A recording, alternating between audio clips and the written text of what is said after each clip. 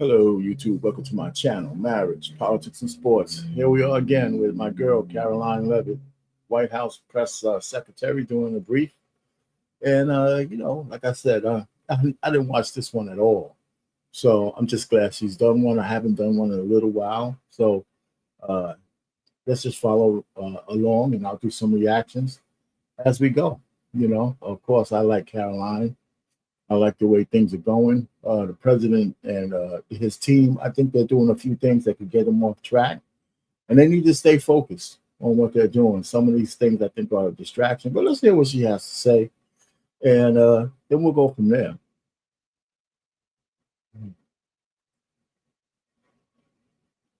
Mm-hmm. I have quite a few announcements for you, so let's get to it. First, on behalf of the President and the White House, we express our deepest condolences to the family of New York police officer Islam, who made the ultimate sacrifice in defense of his fellow New Yorkers. As the funeral services are held in New York City today, everyone at the White House is keeping the officer's family, friends, and fellow NYPD law enforcement officers in our thoughts and prayers. The President has always and will always proudly stand with our men and women in blue. May God bless Officer Islam and the other individuals who were tragically killed in this senseless act of violence. In other news, President Trump's working visit to Scotland was a huge success. In less than 48 hours, President Trump brokered the biggest, most impactful trade deal in history and prevented a war in Asia for the second time since he took office. We have never had a president who wields the full power of the United States to negotiate good deals for our country and its people like President Trump. This is what maximum leverage looks like. On the peace front, President Trump helped deliver an immediate and unconditional ceasefire between Thailand and Cambodia. The two countries were engaged in a deadly conflict that had displaced more than 300,000 people until President Trump stepped in to put an end to it. The president spoke directly on the phone with the acting prime minister of Thailand and the prime minister of Cambodia to inform both leaders that unless they brought their conflict to an end, there would be no trade discussions or agreements with the United States. Almost immediately afterward, a peace was brokered that will save thousands of lives and allowed for trade negotiations with these countries to resume, and they have. The president has now ended conflicts between Thailand and Cambodia, Israel and Iran, Rwanda and the Democratic Republic of the Congo, India and Pakistan, Serbia and Kosovo, and Egypt and Ethiopia. This means President Trump has brokered, on average, about one peace deal or ceasefire per month during his 6 months in office. It's well past time that President Trump was awarded the Nobel Peace Prize. The whole thing about the Nobel Peace Prize is okay, right? I don't know that you need to stroke the president's ego with that kind of stuff. But I think it's more important that people ain't killing each other.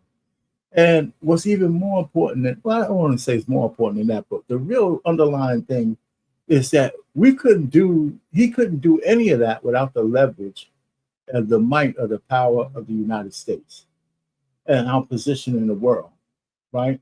A weak president like Biden would have never been able to do that. You know what I'm saying? And these guys are just like yelling at each other, and President Trump is saying, well, cut that shit out.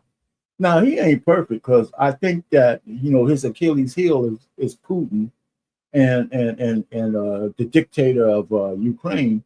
Those two guys, they'll kill everybody in their whole citizenry before they end this stupid conflict. I mean, they passed 1 million in Russia already. So that might be his one black mark. I think he was overly optimistic that he would, a guy like Putin would listen to him, and a dude like, whatever that guy's name is, I know his name, but I don't, Vladimir, whatever the hell his name is, from Ukraine. He is, these guys don't want to stop fighting, and they don't care about their people. They really don't. Anyway, so, I think this is admirable for stopping all these wars that she just mentioned, or the beginnings of war. So, but the Nobel Peace Prize, okay, that's nice, but it's real deeper than that. The trophy doesn't mean shit to me. I know the topic of Israel is on everyone's mind. I have an update from Special Envoy Steve Witkoff, who I got off the phone with this morning. Special Envoy Witkoff and Ambassador Huckabee had a very productive meeting with Prime Minister Netanyahu and other officials today in Israel on the topic of delivering much needed food and aid to Gaza. President Trump is a humanitarian with a big heart, and that's why he sent Special Envoy Witkoff to the region in an effort to save lives and end this crisis. Tomorrow, Special Envoy Witkoff and Ambassador Huckabee will be traveling into Gaza to inspect the current distribution sites and secure a plan to deliver more food and meet with local Gazans to hear firsthand about this dire situation on the ground. The special envoy and the ambassador will brief the president immediately after their visit to approve a final plan for food and aid distribution into the region. And we will listen. Everything she said. A lady asked me about how do I know what's right or not. Everything she's saying about Israel, Netanyahu, and the genocide in Gaza. Everything the United States stands for there is all full of shit. The only thing we should be doing is condemning the absolute mass murder of the people over there. How many people do you have to kill to atone for October 7th? What are we up to, 300,000? Displace everybody? Who gives a shit if they just get food? No infrastructure, no nothing. As much money as we give Israel, we should just tell them to stand down, or we'll just let them fucking fend for themselves. That's what we should be saying to them. And so everything she says with Israel, Gaza, I don't care where anybody stands, it's a genocide and the whole world is watching. And it's horrible that nobody is saying anything, and especially the United States. That this is a black mark. And of course, it's bipartisan because the Democrats would do the same thing probably. So let's just miss me with this shit. So this is the one thing of the presidency that I don't want to hear shit from. Right? We're gonna do what we're gonna do. They're gonna try to turn the Gaza into some goddamn palace that no Palestinians can live in. So let's just end the bullshit on that one. So let's just move on. So we can't agree on everything, but that's still better than letting the Democrats back in office. I can tell you that. Provide more details for all of you once that plan is approved and agreed on by the President of the United States. On the trade front, the president secured a historic trade agreement with the European Union that puts America first and fundamentally strengthens the economic relationship between the two largest economies in the world. This deal delivers on two of President Trump's core promises on trade, supercharging America's manufacturing capacity and opening up foreign market access to American businesses. The deal guarantees that American businesses will have unprecedented levels of access to the European Union markets to export our American-made goods. Also, as part of this agreement, the EU will purchase $750 billion in U.S. energy to strengthen our energy dominance, reduce European reliance on adversarial sources, and narrow our trade deficit with the EU. The EU will also make new investments of $60 billion in the United States, in addition to the more than $100 billion the EU companies already invest in the US every year. All of these massive purchases and investments will happen by the end of 2028. What we are watching is President Trump rebuilding the greatest economy in the history of the world and simultaneously proving the so-called economic experts wrong at every turn. Media pundits said a trade deal with the EU this monumental and beneficial to America would be impossible, but President Trump made it happen. The so-called economic experts repeatedly said that the American economy would be in a recession this summer. Well, summer is here. It's almost over. And that recession does not exist. Yesterday, in fact, real GDP growth in the second quarter increased at a 3.0% annual rate, significantly above expectations. President Trump's America First policies are driving economic growth. That part, this whole part about the economics, I actually agree with. I mean, we have to see what's going on. The market is doing well, and Main Street isn't doing as bad as everybody wants to say. This whole thing, the prices are going up.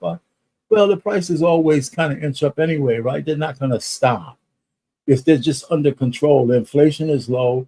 And if the Fed dude actually lowers interest rates, the economy and everything else is going to explode, especially the market, because it's going up already. And he refuses to lower interest rates so we could borrow money cheaper, not only at the corporate level, but at the individual level on Main Street, because he hates Trump. And, so when people are doing shit because they hate Trump or not doing things because they hate Trump, that's just childish. at some point, his professionalism has to come in, and the Fed needs to lower interest rates. Everybody knows it. He knows it. The world knows it. And the cost of borrowing money is unnecessarily extra high for us, especially with all the debt that we're in. So I don't know.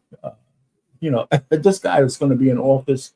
He's going to hold that position until May of 26. So by then, if he never lowers interest rates, which he might because he hates Trump that much, after he's getting $3 billion to rebuild and refurbish, the Treasury, it's just just madness going on. So I don't know. As he always said they would. And this growth is being driven by the private sector, not the government. Federal government spending fell for a second straight quarter, while real business fixed investment rose by nearly 2% following its first quarter surge. President Trump is right-sizing government spending, reversing the damage done by the Biden administration, and allowing the private sector to flourish. The same so-called experts claimed that President Trump's tariffs would spike inflation and hurt American consumers. But consumer spending growth just accelerated, and inflation remains right on track. For the past 5 straight months, core inflation has come in below market expectation and remains in line with the Fed's 2% inflation target. Meanwhile, customs and tariff revenues have already totaled more than $150 billion since President Trump took office, leading to the first June budget surplus in nearly a decade. Those revenues will skyrocket even further starting tomorrow when new reciprocal tariff rates take effect. President Trump is restoring America's economic sovereignty by reducing our reliance on foreign countries, boosting investment in the U.S. to the tune of trillions of dollars, and creating hundreds of thousands of high-paying jobs for the American people.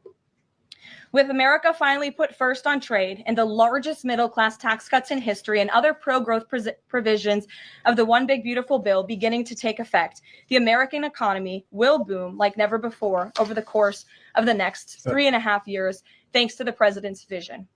Finally, as you all know, the president signed an executive order earlier this year to solve the problem of exorbitant pharmaceutical pricing.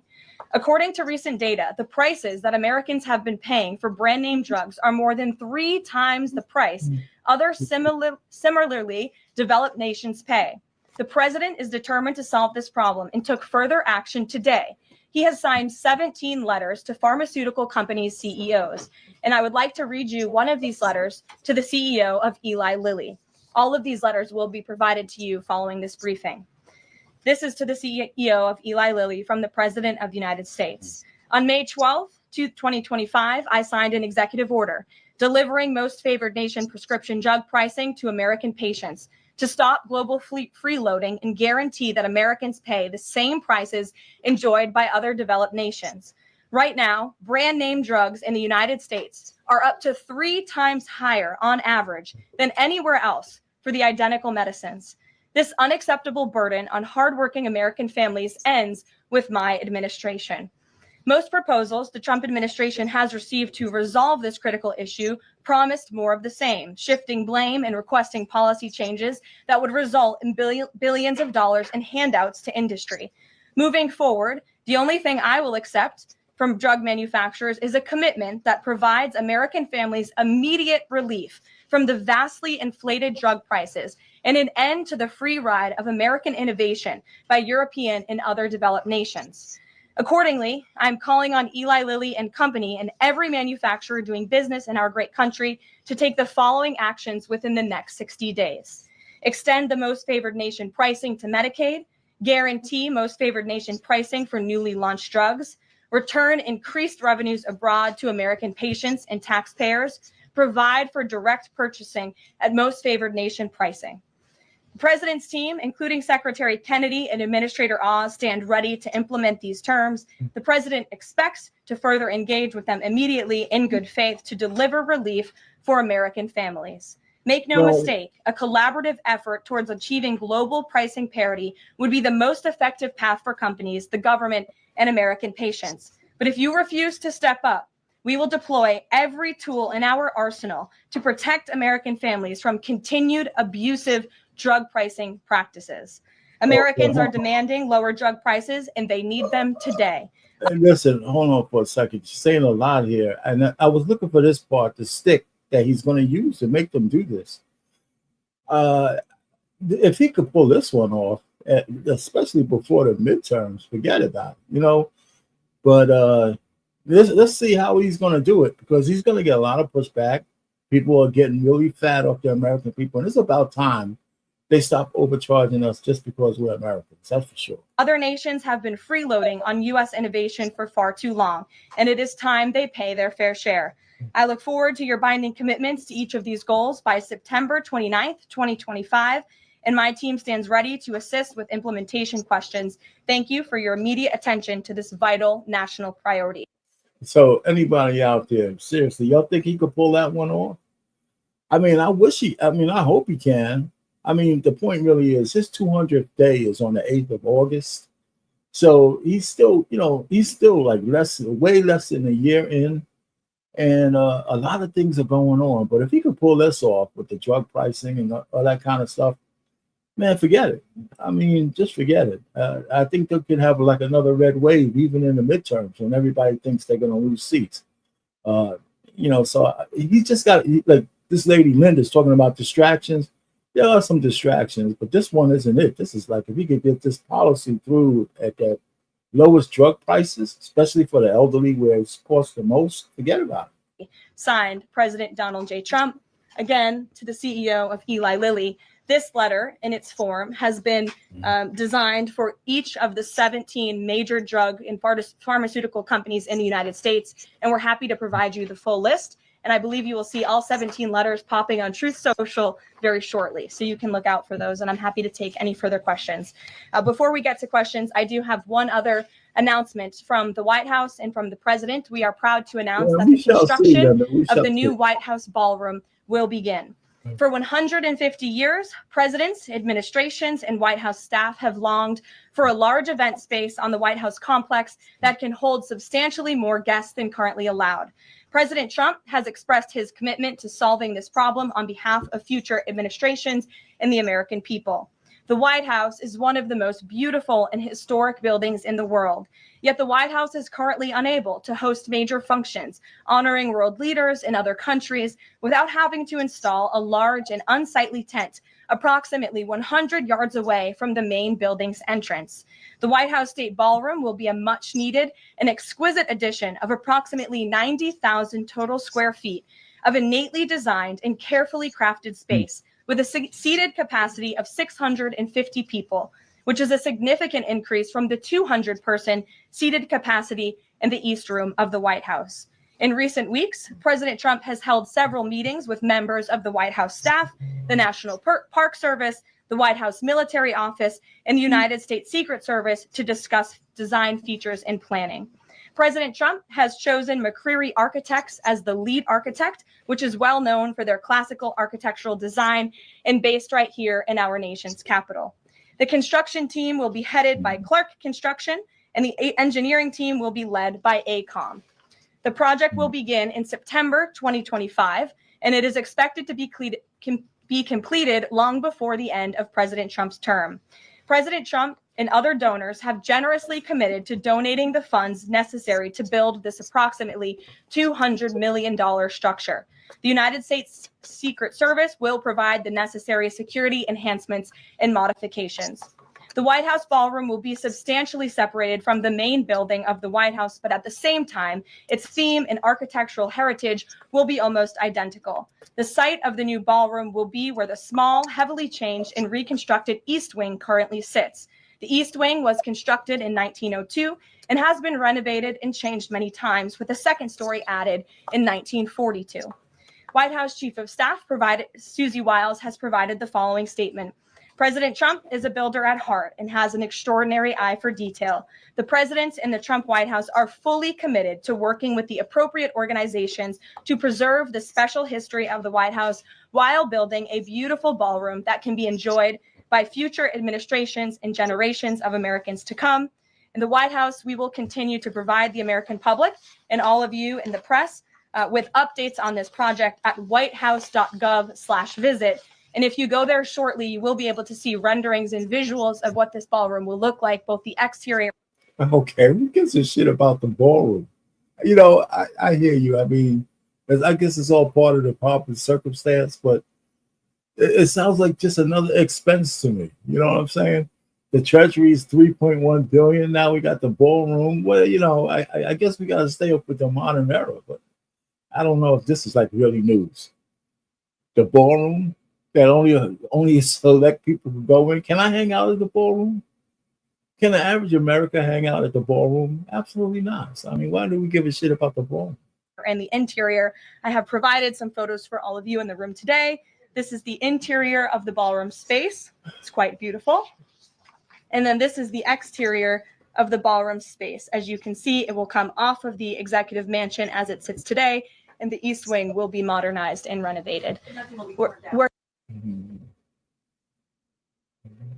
Oh, man, come on. Technical difficulties.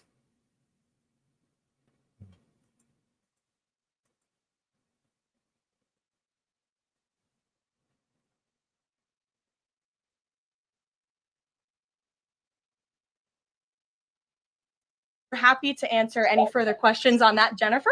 Since you're so eager, I will go to you. But first, as always, I want to start with our new media seat, Ben Weingarten. Why don't you go ahead, Ben? Thank you.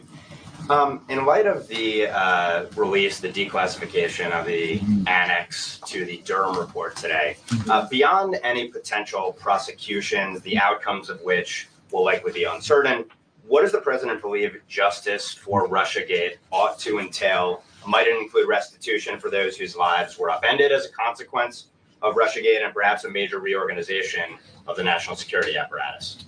Well, I think a major organization of the national security apparatus, at least here at the White House within the National Security Council, has indeed taken place, and the president entrusts his current CIA director, John Ratcliffe, and our ODNI director, Tulsi Gabbard, to make the necessary changes to ensure classified intelligence, especially that could implement or hurt the national security of our country, does not make its way into the hands of irresponsible actors who want to politicize that intelligence for their own end. Since you brought up the declassification report that was put out by Senator Grassley today, I'm glad you brought it up, because this should be a story every outlet in this room should be covering.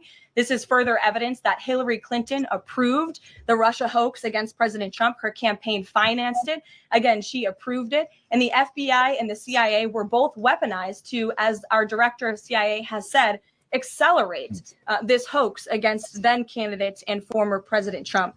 To answer the heart of your question, the president wants to see justice served, and he trusts the Attorney General and the Department of Justice.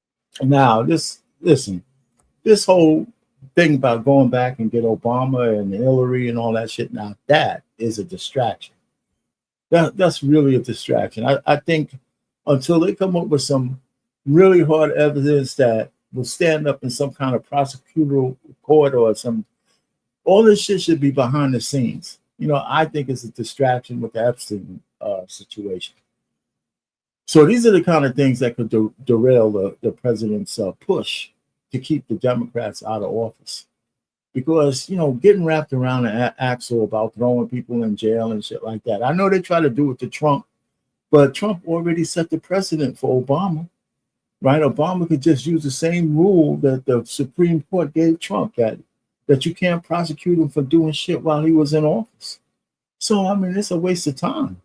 Hillary, maybe it's a different story, but I just think that this is a waste of time. It's going to take up airways and oxygen. And I think even if you want to pursue it, it should be pursued behind the scenes until they have something to arrest somebody with. That's what I'm saying. Oh, this is just bullshit, man. I don't want to hear about that.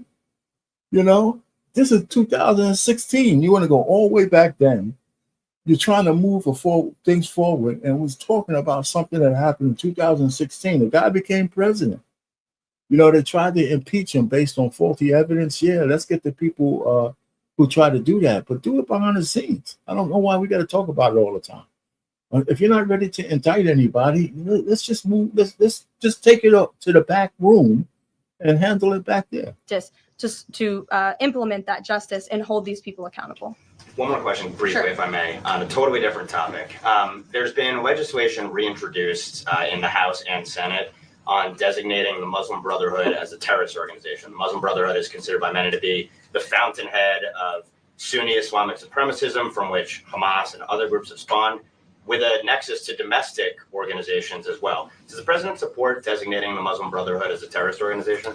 Frankly, I'm not sure because I haven't talked to him, and I would never want to get ahead of the National Security Council on specific designations. It sounds like something this administration would support, but we can get a firm answer for you. How's that? Thank you. Thanks for being here. Jennifer, go ahead.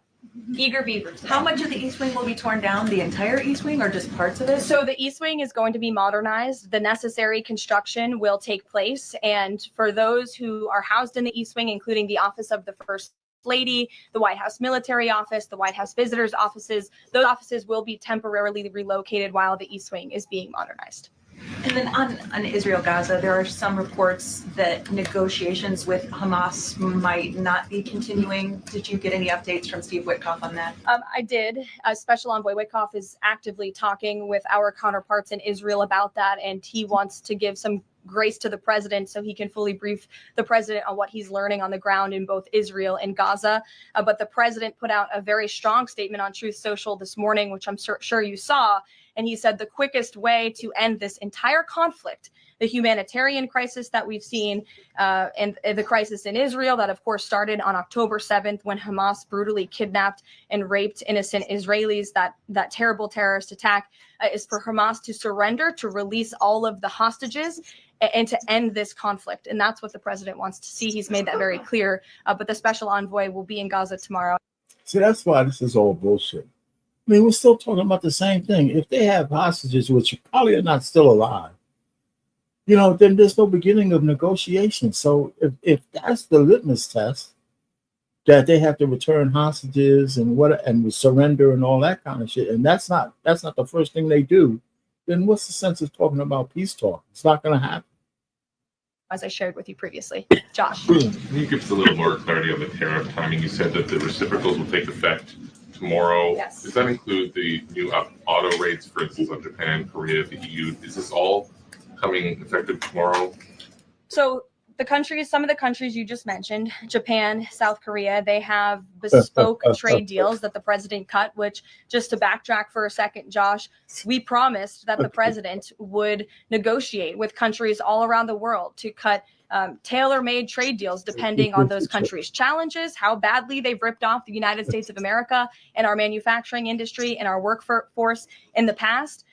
And he has done that. Of our 18 major trading partners, 2/3 of those trading partners have a deal. We've sent out 17 letters to countries around the world. And the rest of those countries that either do not have a deal or have a letter, they will be hearing from this administration by the midnight deadline tonight. So yes, tomorrow, August 1st, the reciprocal rates will be going into effect. If more deals are cut between now and midnight, I will never count out the president. You've seen him do it before. He cut 3 deals in one day very recently.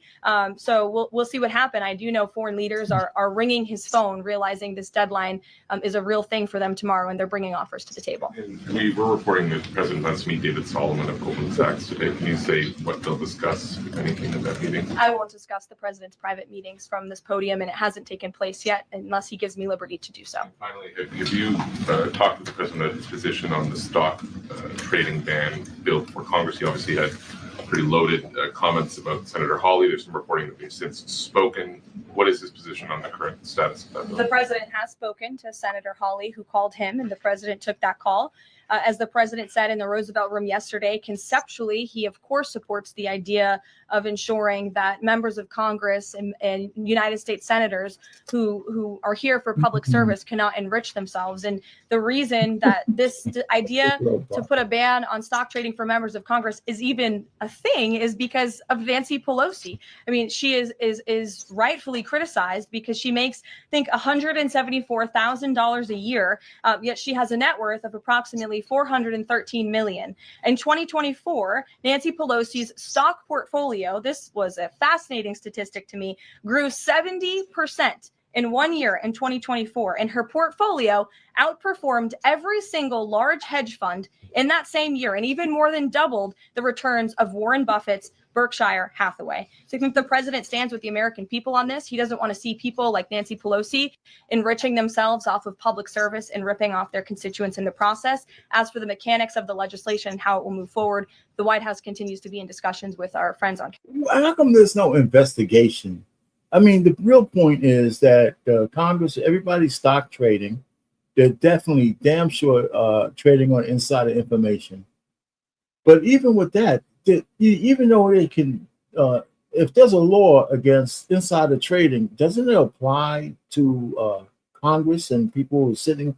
I heard that there's different rules, SEC rules for Congress than it is for regular people, right? So yeah, if we stop them all together, that would be great. But I mean, how come she's not in jail, right? I'd rather you guys go after. Well, that's another distraction right there. Right, because she's already made the money. She's not giving it back. Does she pay taxes on that money? You know, on anything that she realized? I don't know. But it's looking. Ocasio-Cortez is a millionaire. I heard she couldn't even buy a pair of shoes when she first started. Capitol Hill. Brian, Emily, quick. in a new seat today. Thanks, Karoline. I wanted to ask about this report that the president wants to host a G20 meeting at Trump Durrell. How is he going to do that, considering all the preparations that have been going on in South Africa? And also, would that be seen as his businesses possibly profiting from hosting this kind of meeting? I would reject that premise entirely. We have announcements and details forthcoming on the G20, but my understanding is no firm announcement is ready to be made at this time. I did see the report, but we're not in a place to confirm it just yet. Michelle, just on the tariffs, what are the logistics for imposing those? Does the president have to sign an executive order tonight? What's the timing of that? Yes, and he will be signing an executive order at some point this afternoon or later this evening. And as always, we'll keep you posted when that happens, and it will be released from our office. And there's some of these countries that have they all had contact with U.S. officials, or are there some countries that are going to get letters that have had no opportunity to negotiate with the United States? Well, there's a lot of countries that I know have reached out. I believe it's upwards of 200 countries around the world have reached out to the trade and tariff team. Of course, as I said previously, and the president said, we're going to prioritize our key trading partners, which we have done. Like I said, of the 18, 2/3 of those we have cut these tailor-made deals with. But I do know that the trade team has been working around the clock to try to be in correspondence with as many countries as possible. But if they haven't heard from us yet, they will in the form of a letter or an executive order by midnight tonight. We'll go to the back. Sure, go ahead. In the back left. Thank you. Amanda, yes. Thank you very much. I have a question ask about the U.S. Amanda, you can go ahead. U.S. and South Korea tariff negotiations. At the tariff negotiation between South Korea and the United States concluded yesterday. President Trump stated on his SNS, Truth Social, that he would announce the specific details of the investment in the United States at the South Korea United States Summit in 2 weeks. My question is this tariff negotiation a final agreement, or is further negotiation necessary? Well, yes, as you know, the president met with representatives of the Republic of South Korea here at the White House yesterday, and they did, in fact, reach a deal. And South Korea will pay a 15% tariff rate, including 15% on autos, while providing historic market access to American goods like autos and rice. Korea will purchase $100 billion in American energy by 2028. And the centerpiece of this deal is that South Korea has agreed to invest $350 billion at the president's direction to revitalize American industry. 90% of those profits will go to the United States government to help pay down our debt and for other matters at the president's choosing. So it was a very successful meeting yesterday. Do you have any set up the further U.S.-South Korea summit day? I'll get you something on that. I don't have it at my fingertips. Okay, Amanda. Thank you, Caroline. There are a number of congressional Republicans who have raised the alarm about the fact that roughly 80% of pharmaceuticals are either manufactured or their precursors are manufactured in either China or India. There are some pieces of legislation, some recommendations, which include either onshoring, nearshoring, or friendshoring, those components of that. Do you know if the president intends to throw the weight of the executive behind that? I don't have any updates for you at this time. I do have an update on our EU trade deal. I stand corrected. It's not 60 billion in investments. It's $600 billion in investments. I want to make that very clear. And I personally watched the president behind closed doors with the European president in Scotland negotiating this deal. And he got the most juice out of that squeeze that he could. And he was constantly looking out for America's interests. So I just wanted to clarify that one point. Deanna. Thanks, Karoline. For the countries that don't have a deal yet, should we be looking at the April 2nd chart at all? Or is he negotiating and talking about having a set tariff rate, 10%, 20%? Those discussions are taking place with the trade team today. And again, we'll provide further guidance with that executive order once it is signed. And the answer to that question will be in that executive order. Is he looking to provide any more extensions today after his phone call with Mexico? Is there any other conversations like that? I do know that other foreign leaders around the world have reached out. And if the president decides to share the conclusions of those calls with all of you, he will do so himself. But I do want to reiterate what the president said about Mexico. Mexico is still paying tariffs. They're paying a 25% tariff on fentanyl, 25% tariff on cars, a 50% tariff on steel, aluminum, and copper. And additionally, Mexico has agreed to immediately terminate its non-tariff trade barriers, of which there are many. And as the president said, we will continue to talk to Mexico over the next 90 days with the goal of signing a larger trade deal. The key to this, again, is Mexico has agreed to terminate those non-tariff barriers and to continue to work with us in good faith. Mexico is a very unique situation of all the other countries around the world because, of course, we share our southern border with Mexico, which we've seen an increase in cooperation between Mexico's President Claudia Sheinbaum and our administration on clamping down on drug trafficking and human trafficking at the southern border. We appreciate those efforts and will continue to work in good faith and to continue to have these trade discussions as well. Joey. Yeah, thanks, Caroline. Just clarifying on a previous question.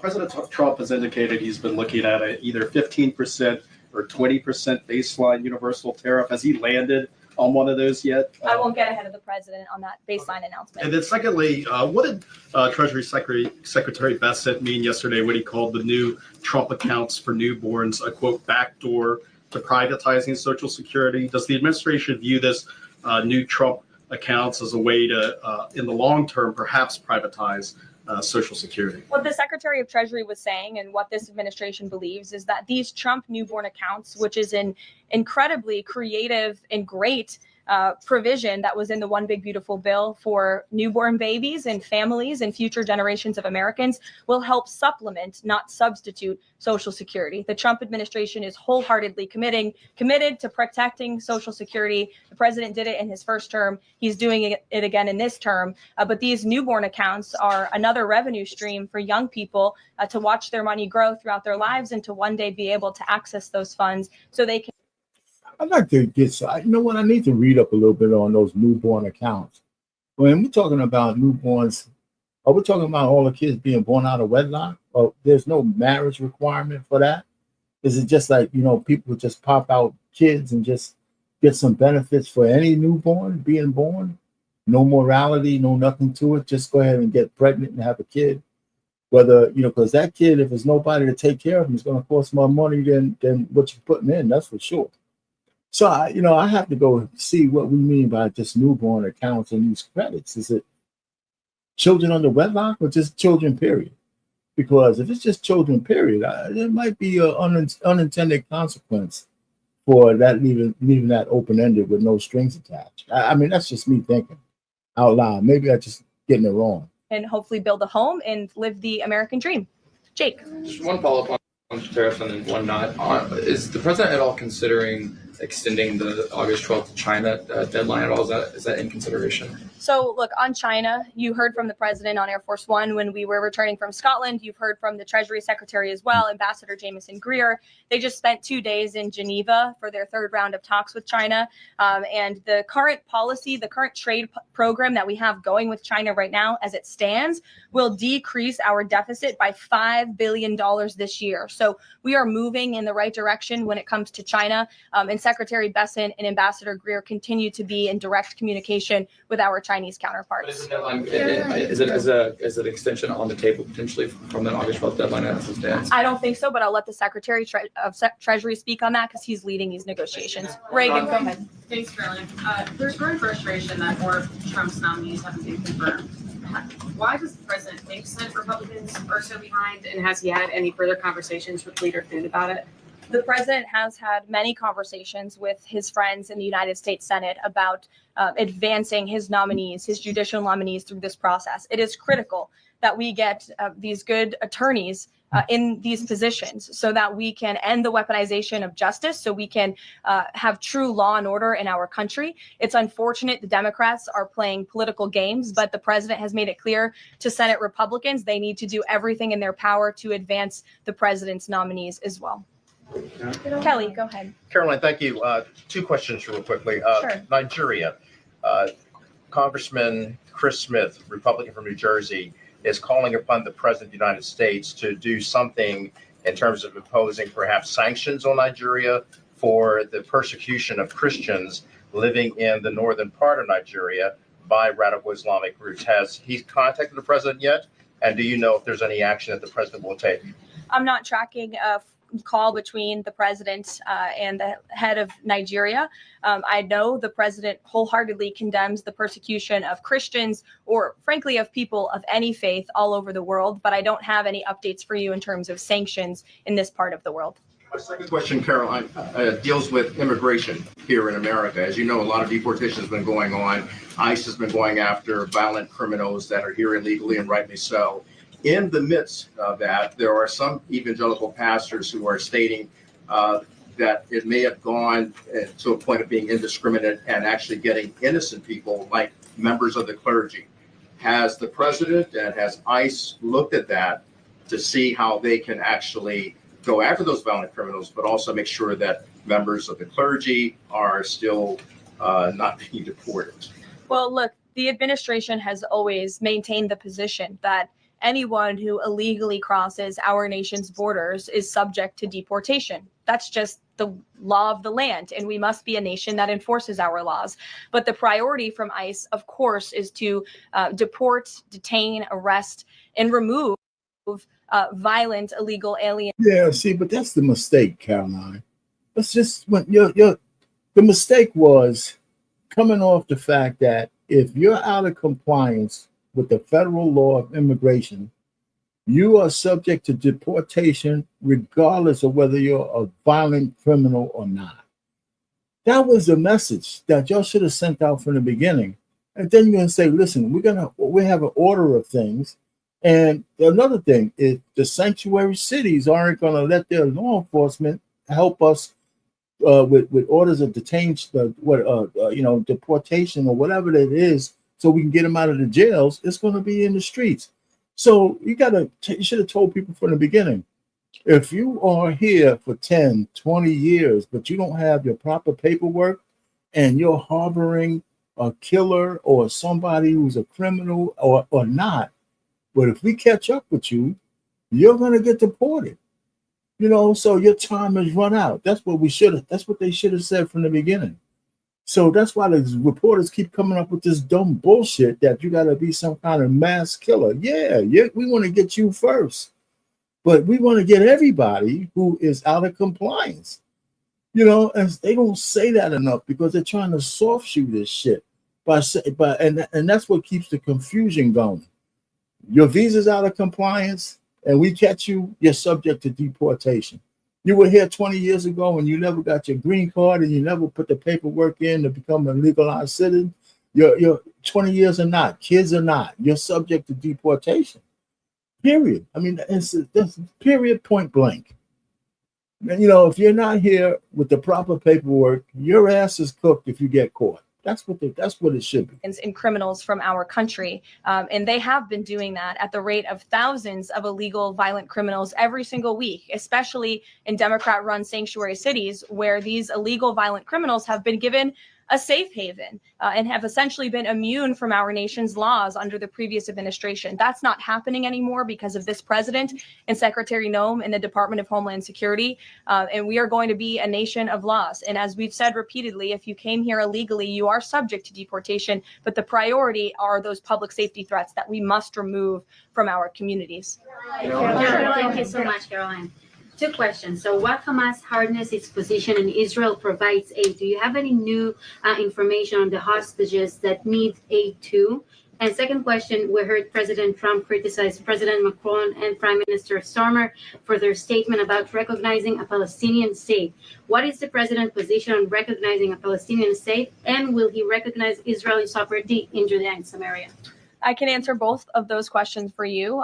On the second question about a Palestinian state, the president expressed his displeasure and his disagreement with the leaders of France, the United Kingdom, and Canada. He feels as though that's rewarding Hamas at a time where Hamas is the true impediment to a ceasefire and to the release of all of the hostages. So to your first question, the president wants to see all of the hostages released. He cares deeply about this. He has met with many of the former hostages, many of the families of those who have loved ones who are still being held hostage in Gaza. I have met with them too. It is absolutely devastating what these poor people have been through. And the president is always thinking about them. And that's why he's designated his special envoy, Steve Witkoff, who's doing a tremendous job to release the hostages and to end this conflict. But the president has always said the last remaining hostages, now there are 20 living hostages in Gaza, will always be the hardest because Hamas is unfortunately using these innocent people as bargaining chips. But nevertheless, we are committed to seeing this come to an end. Elizabeth. Thanks, Caroline. Part of the settlement with Brown prohibits it from performing transgender procedures or prescribing hormone puberty blockers, that type of thing. Will eliminating these types of procedures be a priority for the Trump administration in negotiations with other universities? I can tell you that ending the chemical castration of children in our country is a priority of this administration. We've talked to many of these universities about it, but the president has also taken very strong action to cut off the funding for any medical institution in this country that provides those barbaric procedures. The Brown University agreement, since you brought it up, is yet another win to root out anti-Semitic behavior on our nation's college campuses and unlawful racial discrimination. Brown has agreed to no longer allow unlawful racial discrimination in admissions or university programming. They have agreed to provide access to all relevant data and information to rigorously assess compliance with its commitment to merit-based admissions, and they will pay $50 million over 10 years to state workforce development organizations that comply with anti-discrimination laws, supporting regional economic growth and career opportunities. Brown will also adopt the definitions of male and female from President Trump's executive order, defending women and gender ideology extremism for women's sports, programming, facilities, and housing. Brown will no longer perform gender reassignment surgeries on minors or prescribe them puberty blockers or cross-sex hormones. And Brown will take steps to improve the campus climate for. I can't believe that university was doing child mutilation surgeries. I guess in the medical field, people were probably getting there cheap and they were doing experimentation, I guess. But it's just absurd that we ever got that far. And I think the parents of children who went through these surgeries, like guys like Dwayne Wade, or I don't know if this kid went through any surgery, but I'm sure he's on puberty block. They should be put in jail. There should be there should be some retroactive laws that should go back and put the parents of those kids in jail. And the doctors who perform them should go to jail too. And then the legislators who passed that law, man. I mean, I just don't understand how that could have ever been a thing, And that's why Trump can't blow this administration and put the Democrats and the liberals, those far left lunatics, back in charge. Because if that shit happens, all that stuff's coming back. All that stuff is going to come back in droves. So it's just amazing. It's the saddest thing. This is a black mark on America, man. A modern day black mark, the mutilation of children. And everybody stood by and watched while doctors got rich. And they put kids on medicines that they're going to have to be on for the rest of their lives. So the drug companies rack up forever. It's just a crazy thing.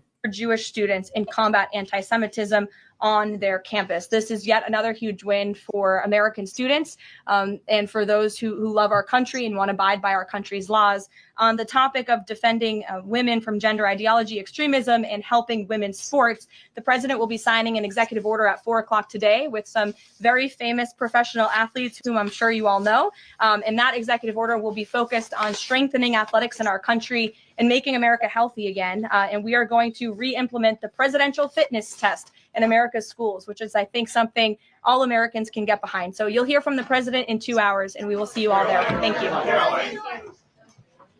All right. So, yeah, this was a 34-minute one. So it was a little longer than usual. Hey, okay, Linda, thanks for stopping by. I don't know if I remember you been by here before, but, you know, I appreciate the company. Every time Karoline speaks, if I catch it, I always do those live. Maybe one day I might let people come up and talk, but as long as they're on camera and I see what they are, who they are, they might not have to stay on camera, but I can't have people flashing me and stuff like that. But other than that, you know, I mean, we all have different political views. I'm one of those kind of guys. I don't get on people if their views are different than mine. You know, that's the way the American way should be. Well, anyway, I appreciate you stopping by. So anyway, we got to work on your who's an educated consumer. I tell you what, whether you're smart, dumb, or good educated, whatever, everybody is a consumer. Everybody's a consumer. We always got to be looking for the best deals. You know, so if President Trump can help pull this drug deal stuff off where the prices come down for Americans, more power to him. With that, thanks for stopping by. Let me get out of here. On Paying Marriage, Politics, and Sports. Over and out.